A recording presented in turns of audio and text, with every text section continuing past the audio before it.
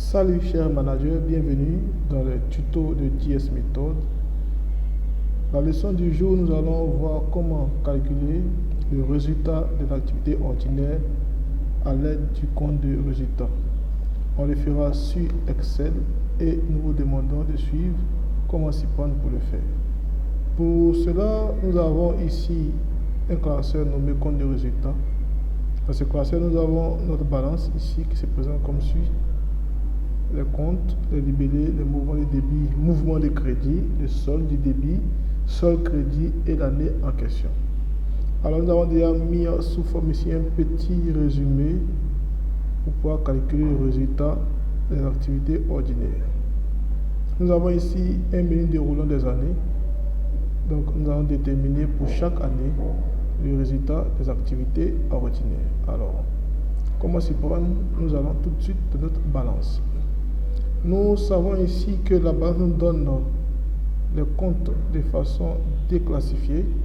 Nous voulons ici les produits et charges ordinaires. Ok. Pour ce faire, on va créer ici une colonne qu'on va appeler classe. Ok. Nous allons ici, à partir ici du compte qui s'affiche ici, déterminer la classe du compte. Nous savons qu'en comptabilité, un compte, comme le premier chiffre d'un compte détermine la classe à laquelle appartient ce compte. Donc, on va faire égal gauche, deux points, cliquez sur le texte ici, point virgule. Nous voulons la première valeur en allant de la gauche vers la droite. La première valeur ici d'un compte nous réfère à la classe de ce compte. Nous sommes ici en comptabilité.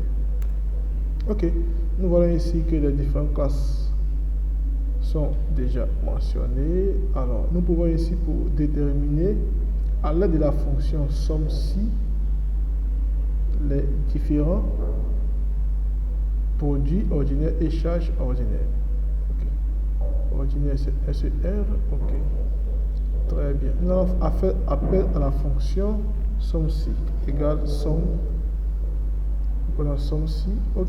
On demande la plage des sommes. Étant donné que c'est un produit ordinaire, la plage concernée sera ici les soldes créditeurs. On copie toute la colonne, point virgule. Donc, notre premier critère ici, ce serait l'année.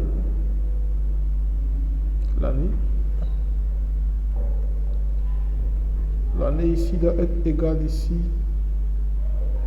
à cette valeur, cette cellule qu'on va figer. Point virgule. Maintenant, le deuxième critère ici n'est rien d'autre que la classe. Nous sélectionnons la classe. Point virgule. Nous voulons ici la classe 7 qui est la classe des produits et on ferme la parenthèse. Ok.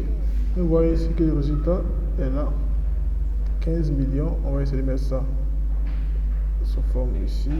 C'est parti de 1000. 15 millions 30 1051 francs. Alors, nous sommes des comptables. Nous savons qu'il peut y avoir des produits aussi qu'un solde débiteur. Donc ici, à cela, on va ajouter plus. Nous recopions ici la formule. CTRL-C. CTRL-V. Qu'est-ce qu'on va faire ici maintenant? On va changer ici le solde en mettant solde débit. Ok. Cela est sorti parce que nous solde débit. Ok. Pourquoi cela est sorti? Tout simplement parce que nous avons mis notre le crochet, parce que nous avons mis notre tableau, nos informations sous forme de tableau. On doit faire égal, on constate que le résultat change. Donc ici nous avons les différents produits ordinaires. Nous allons faire pareil pour les charges ordinaires. On va faire encore appel à la fonction somme-ci. Et là, on va reprendre pour que ceux qui n'ont pas pu suivre puissent nous suivre de nouveau. Double-clic. La somme des plages ici, ça serait maintenant le solde du débit, comme c'est une charge. Ok, point virgule ici, le premier critère c'est la date. date ici soit la cellule qui est là. On va figer la cellule. Point virgule ici. Le deuxième critère, c'est la classe. La classe du compte. Ok, classe. Ok, et là, nous voulons la classe 6. 6, fin de la parenthèse. Ok. Qu'est-ce qu'on constate ici? On va mettre le même style ici. Ok, en espace 10 millions. Pareil aussi, on peut avoir aussi des charges ordinaires qui ont un compte aussi créditeur. Donc on fait pareil. Plus. Nous allons ici faire la recopie de la formule.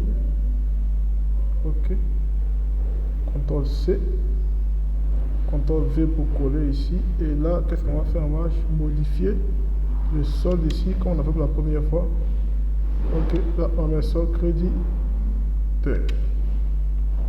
Ok, c'est parfait, solde crédit égal. Ok, les charges ordinaires sont répertoriées ici aussi. Et pour déterminer les résultats de l'activité ordinaire, on n'a qu'à faire égal produit moins charge.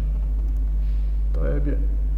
Ok, cher manager, j'espère que ce tuto vous a été très utile pour le traitement des informations dans votre compte des résultats après extraction de votre logiciel de gestion que vous utilisez dans votre bureau au quotidien. Nous vous remercions pour votre attention. Nous vous invitons cependant à vous abonner sur notre page TS Méthode et aussi à liker et partager la vidéo avec vos proches pour qu'à quel niveau ici, ils puissent avoir des connaissances pour booster les performances en Excel. Je vous remercie. À très bientôt.